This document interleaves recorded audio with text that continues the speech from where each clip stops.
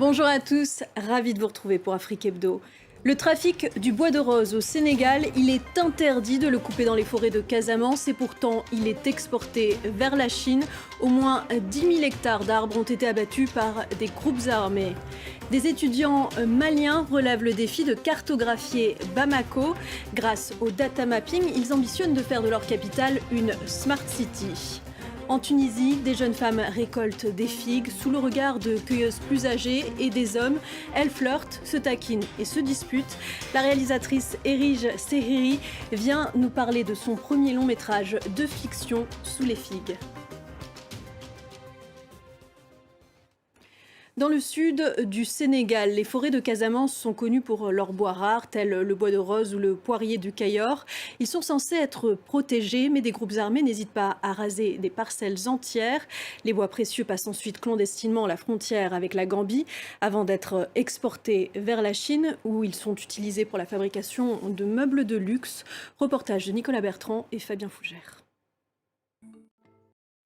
À Bamako, faute de noms de rues, de cartes ou de trajets fixes des transports en commun, il est parfois difficile de trouver son chemin. Pour y remédier, des étudiants sillonnent les rues de la capitale malienne avec leur maître et leur smartphone. Ils dressent en temps réel une carte de la ville. Leur but, constituer une base de données géographique en ligne et accessible librement. Les explications de Laurent Versécher. L'action se déroule dans un verger du nord-ouest de la Tunisie, à Kessra, à environ 170 km de Tunis.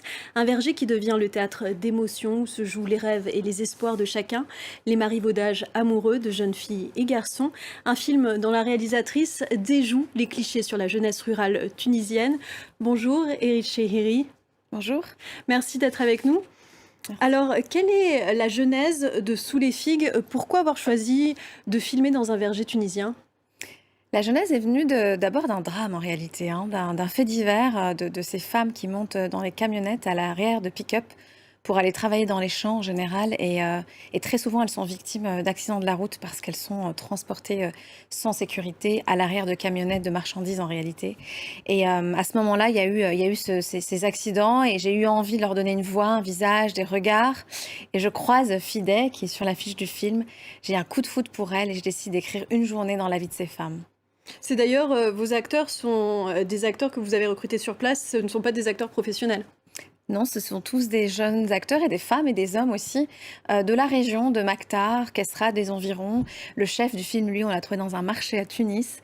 Les jeunes dans les lycées, dans les vergers, dans les champs. Enfin, on a fait vraiment le tour de la région pour trouver des perles rares. Et ils jouent bien leur rôle, on va regarder un extrait de la bande-annonce. Il y a dans votre film la beauté impressionniste d'une journée de fin d'été dans un verger. Pourquoi les figues? Quel symbole derrière ce fruit méditerranéen? Oh, beaucoup de symboles. Évidemment, le fruit défendu aussi, cet arbre, le figuier, ancestral aussi. La façon dont les figues mûrissent dans un arbre, elles ne mûrissent jamais de la même manière. Et donc, comme les personnages du film, puis cet arbre est robuste et fort il enveloppe comme ça, en fait. Et on est un peu emprisonné, en fait, finalement, à l'intérieur de ces figuiers. Et c'est cette métaphore aussi que le film raconte de cette jeunesse un peu étouffée sous ces arbres, mais en même temps qui fait passer la lumière aussi. Donc on est vraiment entre cette dualité d'enfermement et de liberté. Vous mettez en scène 4 jeunes femmes. Cette génération est celle de l'après-révolution et de l'après-MeToo. Et on le voit, elles brisent les tabous, elles ont une certaine liberté de parole.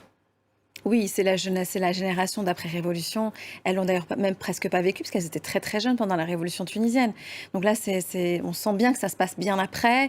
Il y a à la fois les anciennes générations qui sont encore un petit peu peut-être coincées sur certaines idées comme ça, patriarcales ou même de la délation parfois qu'on peut ressentir dans l'Ancien Régime. Et une jeunesse qui a ce franc-parler.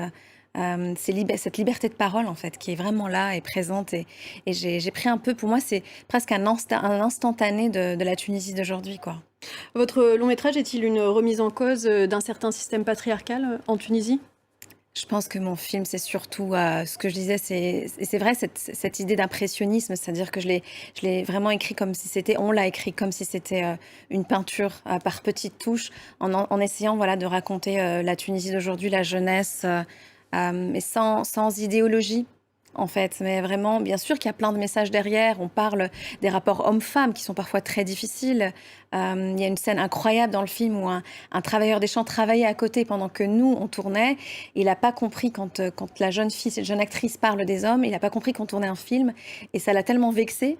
Il se sent insulté d'ailleurs dans le film. Exactement, et qui débarque, mais il comprenait pas qu'on faisait un film, donc lui, il n'était pas un acteur prévu dans la scène, et il débarque et donne, et comme ça, il déballe comme ça toute sa frustration, et finalement, on capte ce moment, et ça devient une scène dans le film. Un film qui ressemble parfois d'ailleurs à un documentaire. Vous donnez aussi la parole aux garçons, les garçons qui disent que les filles sont trop conservatrices car elles portent le voile ou elles refusent qu'on les touche. Pourquoi avez-vous tenu à introduire ce point de vue masculin dans votre récit ? C'est important qu'on entende aussi la frustration de certains hommes, leur point de vue, mais aussi leur point de vue multiple, puisqu'il y a aussi les femmes, certaines femmes qui aimeraient que les hommes soient plus conservateurs. Donc moi j'ai joué, j'ai essayé de casser les clichés justement sur la question du voile, où elles le portent totalement différemment.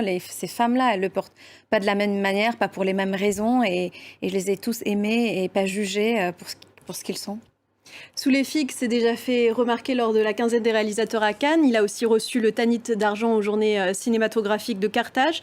À Tunis, il a reçu un écho enthousiaste au point d'avoir été choisi pour représenter la Tunisie dans la course à l'Oscar du meilleur film étranger. Beaucoup d'émotions pour moi, parce que moi je suis franco-tunisienne, et là c'est mon pays d'origine, le pays de mes parents aussi, qui choisit le film pour représenter la Tunisie, c'est extraordinaire. Et puis pour tous ces acteurs non professionnels, un premier film de fiction, c'est magique. Verdict donc en mars prochain à Hollywood. Merci Erich Chehiri d'avoir été notre invité. Merci. Et merci à vous tous de nous avoir suivis. À très vite sur France 24.